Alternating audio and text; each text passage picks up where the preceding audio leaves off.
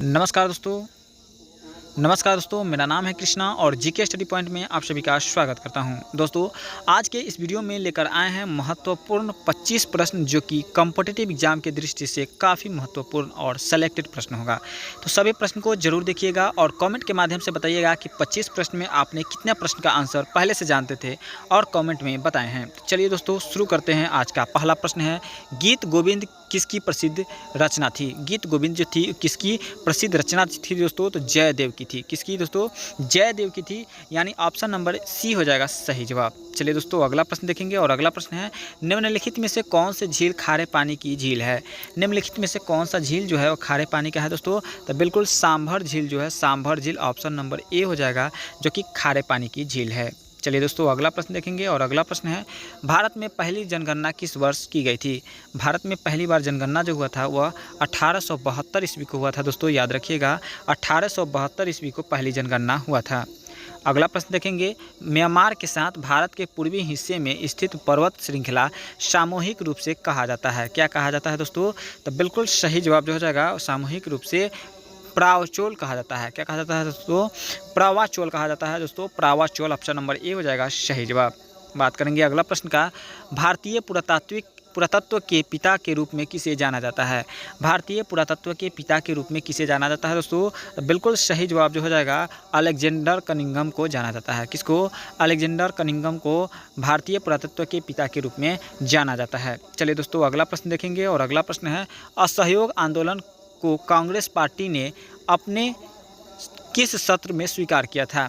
असहयोग आंदोलन कांग्रेस पार्टी को अपने किस सत्र में स्वीकार किया दोस्तों? तो बिल्कुल सही जवाब जो हो जाएगा वह नागपुर सत्र में स्वीकार किया था। चलिए दोस्तों, अगला प्रश्न देखेंगे और अगला प्रश्न है, लॉर्ड कर्जन के बाद भारत का वायसराय कौन बना था? लॉर्ड कर्जन के बाद भारत का वायसराय जो बना था दोस्तों वह लॉर्ड एलिंग द्वितीय बना था। कौन? लॉर्ड एलिंग द्वितीय बना था, यानी ऑप्शन नंबर ए हो जाएगा सही जवाब। चलिए दोस्तों, अगला प्रश्न देखेंगे, भारत के किस राज्य में जनसंख्या का घनत्व सर्वाधिक है? भारत के किस राज्य में जनसंख्या का घनत्व सर्वाधिक है दोस्तों? तो बिल्कुल बिहार राज्य में है दोस्तों। कौन सा राज्य में है? बिहार राज्य में है, ऑप्शन नंबर ए हो जाएगा सही जवाब। चलिए दोस्तों, अगला प्रश्न देखेंगे, भारत में सफ़ेद क्रांति का जनक किसे कहा जाता है? भारत में सफ़ेद क्रांति का जनक जो कहा जाता है वो किसे कहा जाता है दोस्तों? तो बिल्कुल option number A, doctor Varghese Kurien को कहा जाता है। किसको? डॉक्टर वर्गीज कुरियन को सफ़ेद क्रांति का जनक कहा जाता है। चलिए दोस्तों, अगला प्रश्न देखेंगे, भारत के संविधान को कब अंगीकृत किया गया था?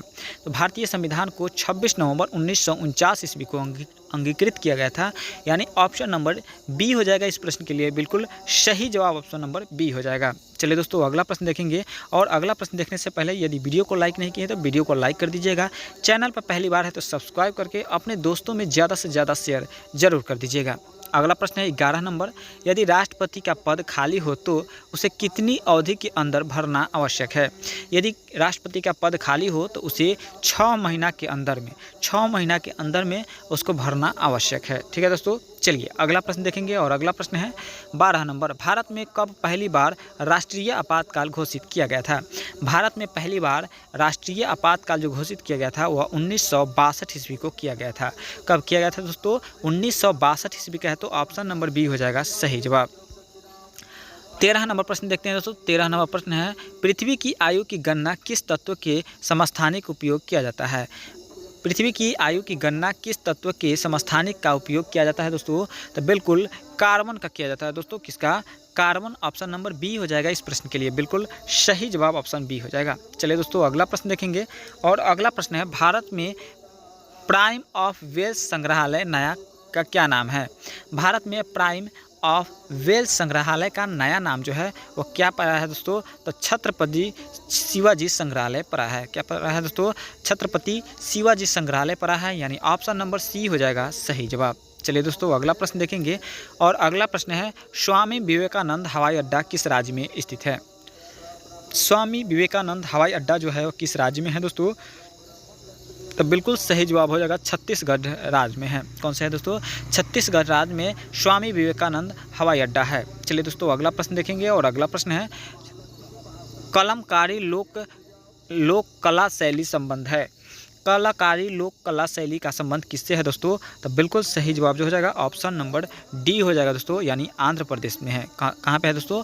आंध्र प्रदेश से संबंधित है दोस्तों कलमकारी लोक कथा कला शैली। चलिए दोस्तों अगला प्रश्न देखेंगे 17 नंबर। अहमदाबाद शहर किस नदी के तट पर है? अहमदाबाद शहर जो है वो किस नदी के तट पर है? तो साबरमती नदी के तट पर है, याद रखिएगा साबरमती तट, ऑप्शन नंबर ए हो जाएगा सही जवाब। चलिए दोस्तों अगला प्रश्न देखेंगे। परोह बांध किस नदी पर है? पंडोह बांध किस नदी पर है दोस्तों? तो बिल्कुल पंडोह बांध जो है वह हिमाचल प्रदेश में है दोस्तों। किस राज्य में है? तो पंडोह बांध जो है वह किस राज्य में है? तो हिमाचल प्रदेश में है दोस्तों, याद रखिएगा हिमाचल प्रदेश में है, पंडोह बांध हिमाचल प्रदेश में है। चलिए दोस्तों अगला प्रश्न देखेंगे और अगला प्रश्न है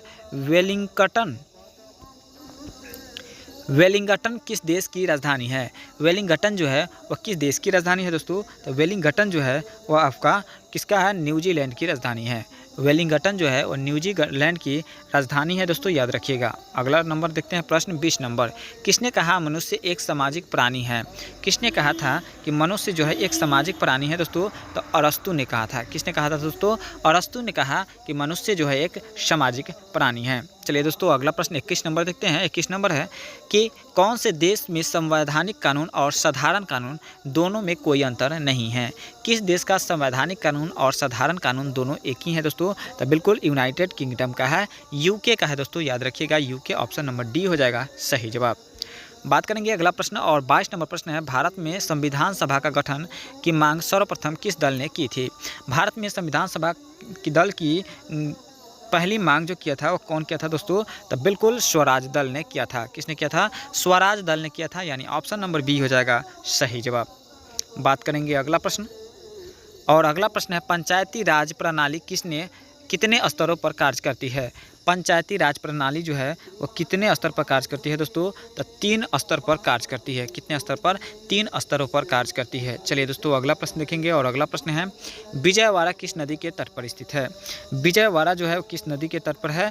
विजयवाड़ा जो है कृष्णा नदी के तट पर है दोस्तों, याद रखिएगा कि कृष्णा नदी के तट पर विजयवाड़ा है। बात करेंगे अगला प्रश्न और इस वीडियो का अंतिम प्रश्न है दोस्तों 25 नंबर प्रश्न है। 25 नंबर प्रश्न क्या कहलाता है?